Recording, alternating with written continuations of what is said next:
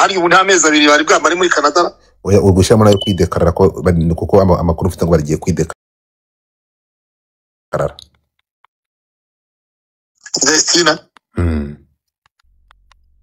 Ikibazo gikomeye cyane. So ahangaha rero ubuhanuzi nk'umukozi w'Imana mpanze utanga ubutumwa hanyuma umpereza uwo mugabo niba hari nawe mvugane nawe.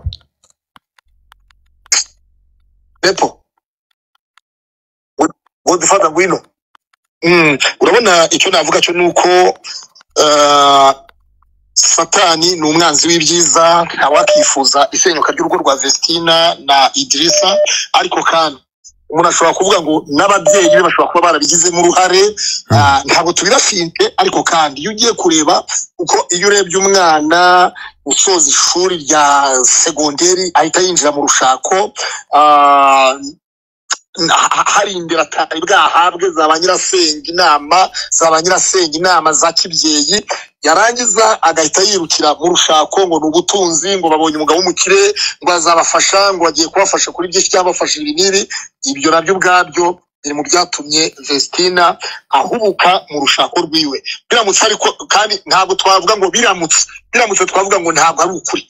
Vestina yabitangarije, agaragaje ko yahubutse mu rushako, ko nashaka umugabo wa kabiri atazongera guhubuka nkuko yahuze. Bivuze ngo rero we yidekaraye rwasenyutse, ahubwo yahisa abisiba rero abahungu bamaze yahise twamaze kwitereka, twamaze kubibona twabikuyeho. Reka ngwene Paul Urugendo TV muvugana. Urakoze cyane. Kujya mu rubanza. Urakoze Paul. Salama. Nyuma y'uko urebye urugo rwa Murindahabi na Idrissa rusenyutse, wumvishe ugize ubwoba? Murindahabi ahubwo Vestina na Idrissa. Ngiyewe nari nzi ko Murinda Irene na Idrissa baratandukanye. Irene karatari babanazire ni wabanye na Idrissa. None se Idrissa yakoranye ubukwe na Vestina cyangwa yakoranye ubukwe na management ya Irene? Ngiye nabonye ariko asezerana n'uwitwa Vestina. Oya, yasezeranye na management yasezeranye na team yasezeranye na Irene. Komeza wabyakiye uti? Hari biguzi bumvikanye batagondifata. Reka dukore kazi cyo. Warumbajije?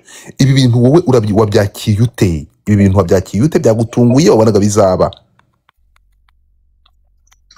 Urumva mbere na mbere ni nakababaro cyane cyane ku muhanzi dukunda. Burya ubona umuhanzi aririmba indirimbo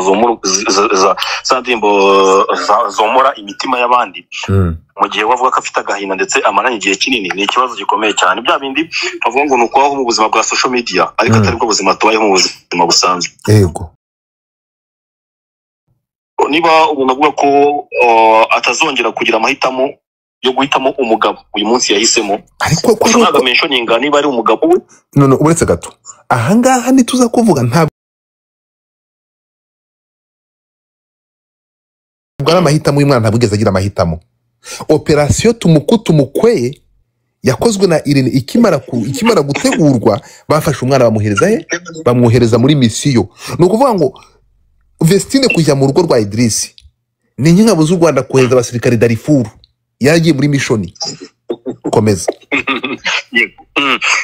Urumva Vestina mu by'ukuri niba avuga ko uyu munsi ari kunyura muri bad situation, bivuze ko bishobora kuba bijya gusa n'ibyo abantu bagiye basesengura mu kiganiro yakoze ubwo yafaguruka ku kigo cy'indege ya Kanombe kiza muri Canada, mu byitandukanye muri Canada. Yafite ibitaramo aho mu kiganiro yakoranye muri Ndabi ndetse na Dorcas bari mu ndege. Hari aho Vestina aryamaga hasi, hari aho Vestina atakavuga ko afite inzara. Benshi bagiye babikomantira ibyo bintu, bavuga ati ni gute umuhanzi yavuye kuririmba kandi Kigali akahita afata imodoka imujyana ku kigo cy'indege Kanombe, akahita afata none n'indege imukora ku kibuga cy'indege imujyana muri Canada. Nka management ye noneho kubera iki abaye aje kubivuga kuri kamera kashonje, management ntabwo bamubaza, ese ntawe ubishinzwe, ese nta muntu umuvugana mu gihe amaze gutandukana n'umugabo. Byose nibyo ahubwo twakwiriye kwibaza, se niba umubyeyi, kuko buriya ni umubyeyi, kuko ushobora kuba ataraba umubyeyi kano kanya ariko yitegura kuba we, ariko niba agera mu ndege akavuga ati mfite inzara imeze nabi mperuka kurya ejo, bivuze ko mu by'ukuri hari abantu management ye itagireba kuri side y'ura mukobwa.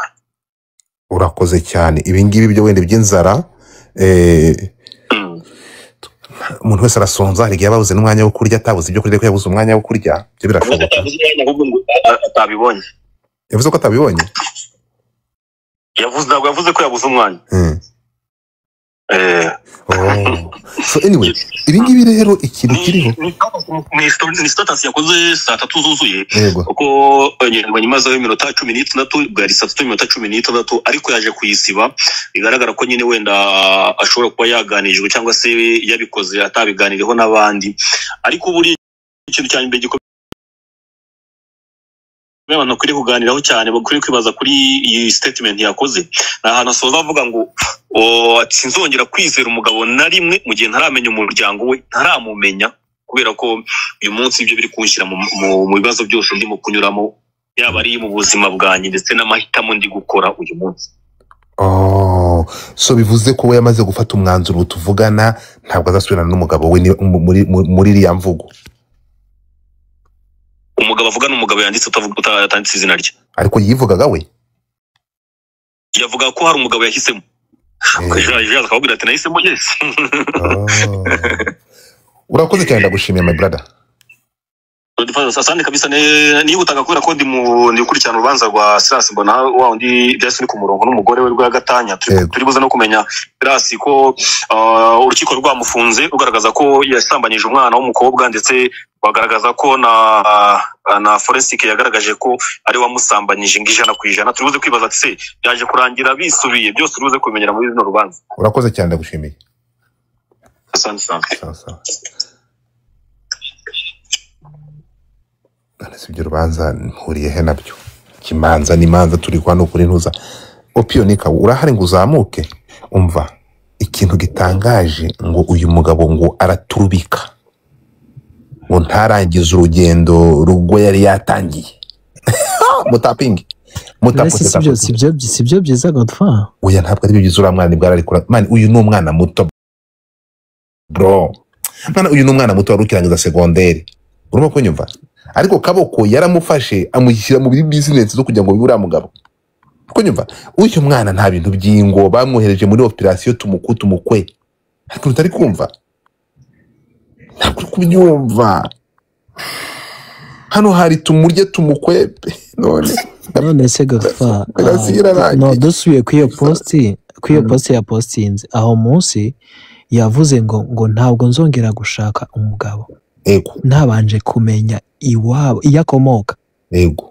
bivuze ko hari ibindi bintu ibugiye umuntu avuze ngo uyu mugabo ikintu bagiye gukora bagiye guhita bamushinga njyanyabingi bavuze ko asenga imana z'abakondikoni kugira ngo abakristo bataza kuva kuri uyu mwana ariko guza abaskama nuko ngo ikintu bagiye gukora kandi muraza kubireba bagiye kuvuga ko uyu mugabo afite ibizimu byinshi kuko biri mwino message yanditswe urikumva aba bagomba kubara audience aba bantu baririmba gospel urimo kunyumva uyu ntiyazongera kujya kumanika amaboko hari ngo arerembuza aririmbira abantu ngo yobe byabindiririmba nta muntu wazongera kubyemera kandi yarariye umugabo akakwepa baraskamiza uyu mugabo baragiye bakabikora so nukuvuga ngo icyo bagomba gukora hangana iki uyu mugabo bagiye kumukubita hibirozi bamukubite hibishitani bavuge ko asenga imana zikuzimu avuga ati iyi muraza nta gitangaje muri West Africa nabyo byaba